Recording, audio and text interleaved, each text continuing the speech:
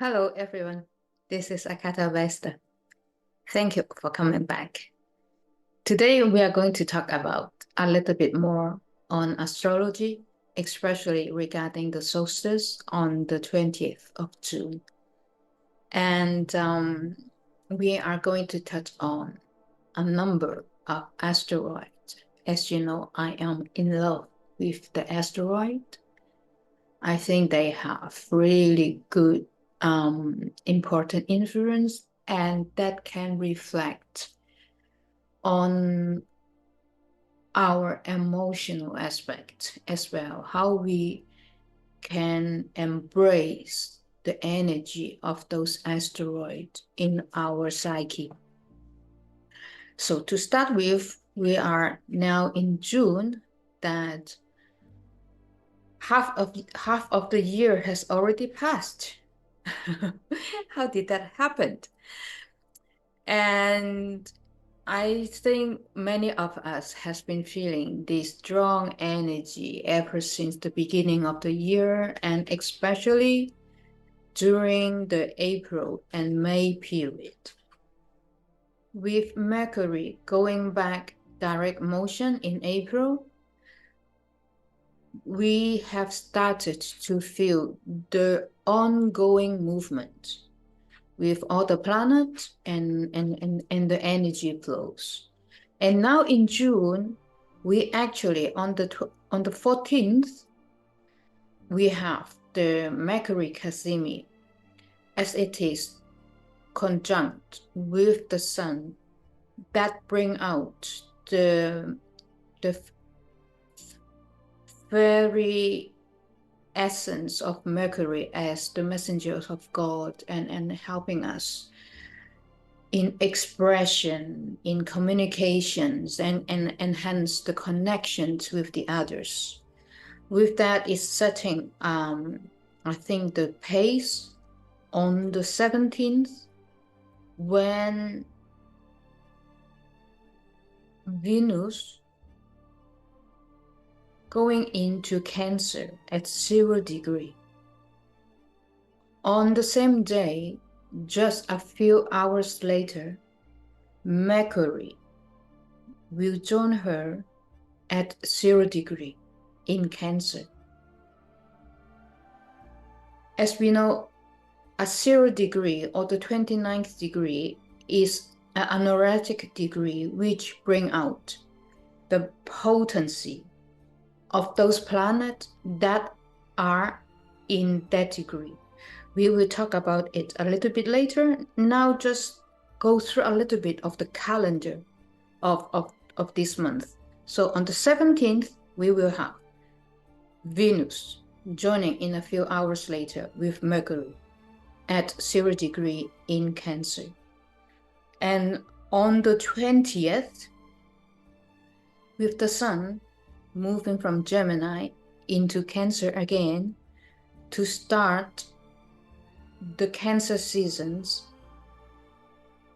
and also is also the day of summer solstice, which for us in Northern Hemisphere represents the longest day of the year, and then from here onward we will have less and less and less sun time. While for the Southern Hemisphere represent the shortest day of the year, and then from here onwards they would have more and more and more sun, and towards the summer. As if it is not enough, on the 22nd, we will have the first Capricorn full moon. And just 1 month later, in July the 21st, we will have the second full moon in Capricorn. It's like a portal for us to experience the Capricorn energy of organizations, of structures, of a masculine energy. In a way, is also about control or power. It is a period of setting up a stage when Pluto, for one final time, will go back to Capricorn from September to November. And we will talk about this a little bit better later on. And so that is the calendar of this second part of June. And I think with these Cancer seasons, we are being asked with Venus and Mercury in Cancer at 0 degree, we are being asked to embrace the Cancer essence of being, nurturing. In this particular case, is the nurturing of ourselves. That how we are going to appreciate the person that we are, what we can do to nurture our heart with Venus and also our mind with Mercury.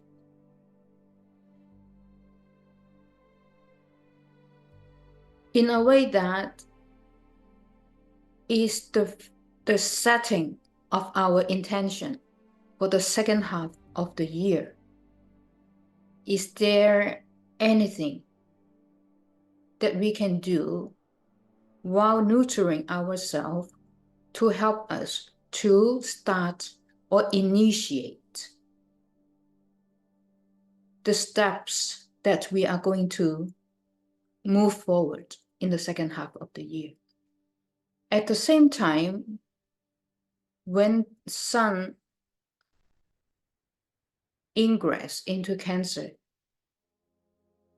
it is also squaring Neptune at another honorific degree at 29 in Pisces. With that, is really asking us to find, to embrace the divine feminine that is in us through the essence of Cancer, in understanding our spiritual journey.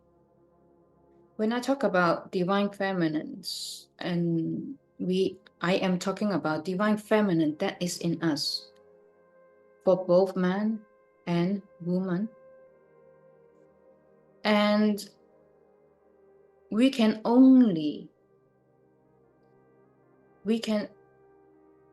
nurture ourselves as Cancer that is embracing, that is very motherly, that is protective. And she's also very sensitive. With this squaring with Neptune, it's like in our spiritual journey, during our healing process, do we give enough time, give enough credit to the person that we are? And are we being too harsh to regarding the past, regarding what we have done? And I think it is also about a form of forgiveness, the forgiveness to us, to me, for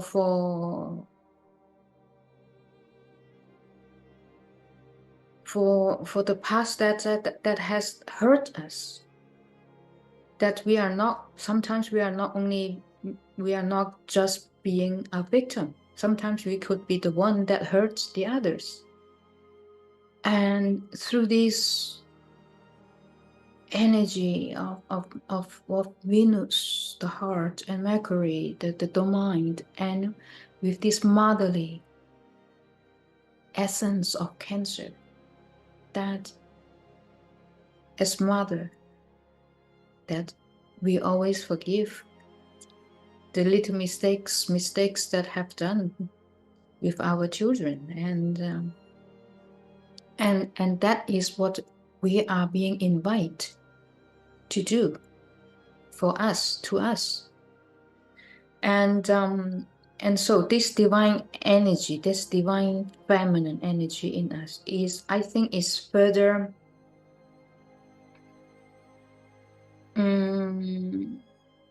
emphasized by, at the same period, we have Black Moon Lilith in Virgo, opposite Saturn in Pisces. So Black Moon Lilith as a feminine figure that has always been portrayed, I personally think that has been portrayed wrongly, for how she stands up for the person that she is, and how she would not accept external pressure enforcing her to surrender to injustice. And with Saturn on the opposite side in Pisces, the masculine figure, the father figures, in this opposition, how do we find the way to bring out the balance between them? Should a feminine that has been always portrayed as a rebel against injustice, keep on doing it with pure willpower and force? Or on the other hand, and should the masculine energy still try to keep on the power of control? How we can embrace and integrate both energies to find the middle point in us, and let the divine feminine in Lilith to come out, instead of a rebel, instead of a pure strength and force. Can she now bring out the softness, the feminine side in her? And can Saturn, on the other hand, release of control, letting the feminine side in him, that instead of controlling, being a father figure, he can also be loving, guiding with advice, with intention, without the controlling part of it. And at the end, the feminine and the masculine, we join in the center. And we look back in Cancer with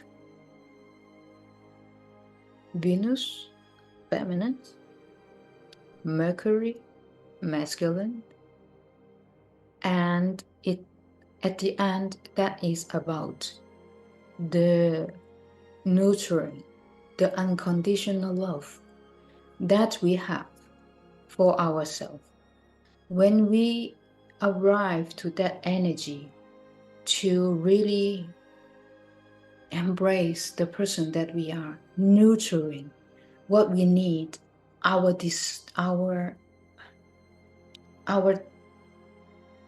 deeper inner aspect, then we can bring it out. At the same time, with that, we look back at Sedna. Okay, Sedna is another topic that I will make another video to talk about, because Sedna has just moved to Gemini, and it is once in a lifetime event. My clients know I love the mythology of Sedna, of how she letting go of the old self in order to rebirth like a phoenix into the goddess of the ocean. And this merit another video just to talk about her story and what she represents in our psyche and in our archetypal essence. And so with Sedna just moved into Gemini in June, we are starting a new epoch with her, that how her energy can be transformed into more creatives, more expansion. And so we can see already at this moment, we have Saturn in Gemini, we have Venus in Cancer, and we have Lilith in Mercury. And together, we also have Vesta in Leo. How one next to the other, all these signs together, and all joined by these feminine aspects, these feminine energies in us. And Vesta in Leo,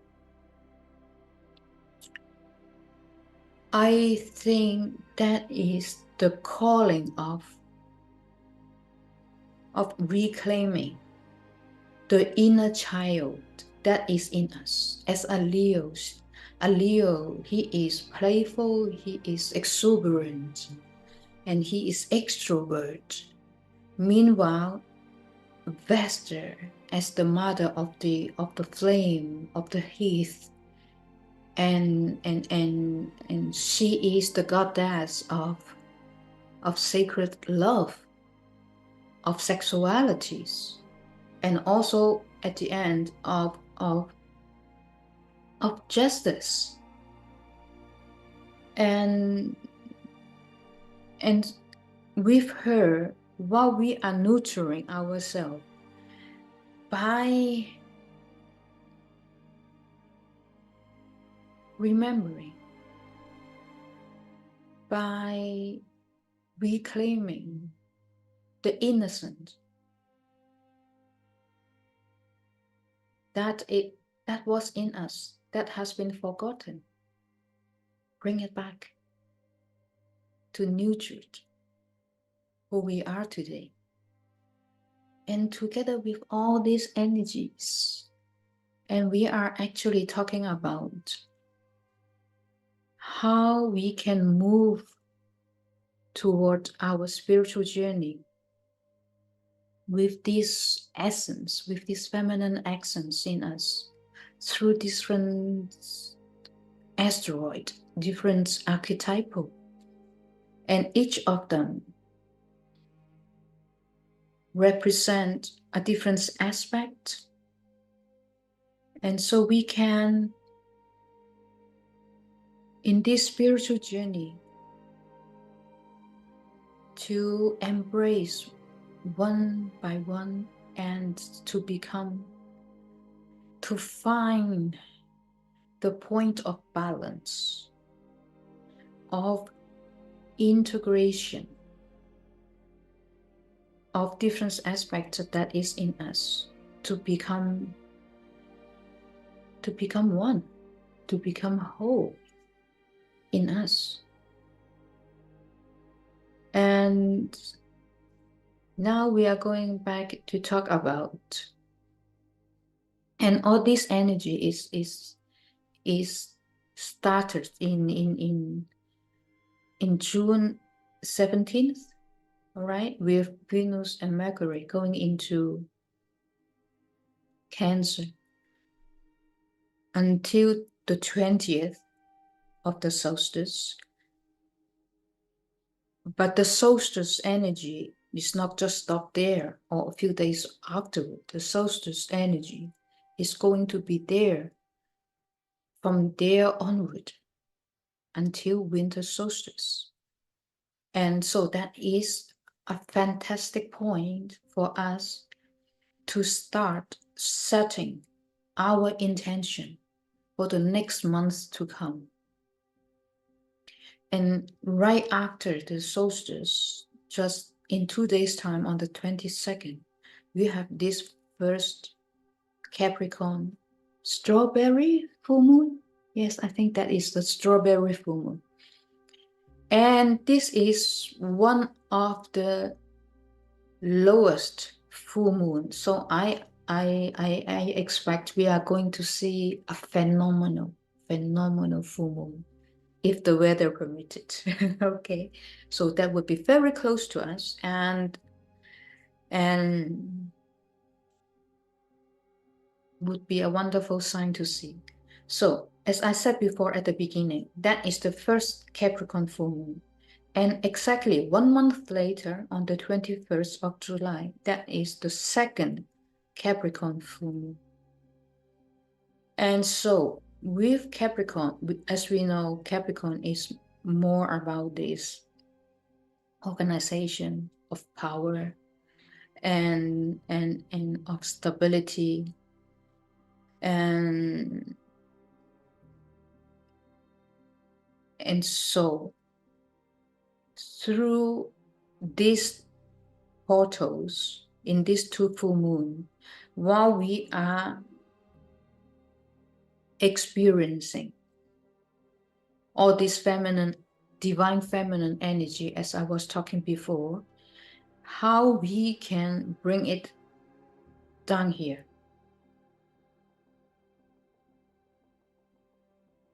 With us in this matrix,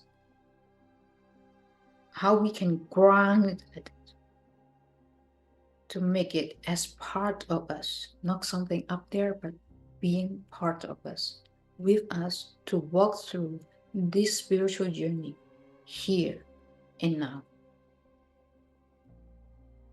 And this full moon, I think, and the one in July is also a sort of like preparation for us to see when in September, when Pluto is now already stationed retrograde in Aquarius. Now I think it's around 1 degree.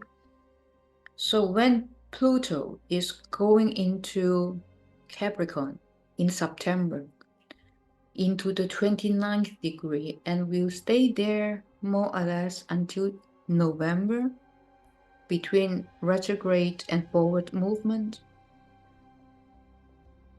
That is one last time Pluto will go back into Capricorn, then go back, then move into Aquarius again, and to stay for the next 19-20 years.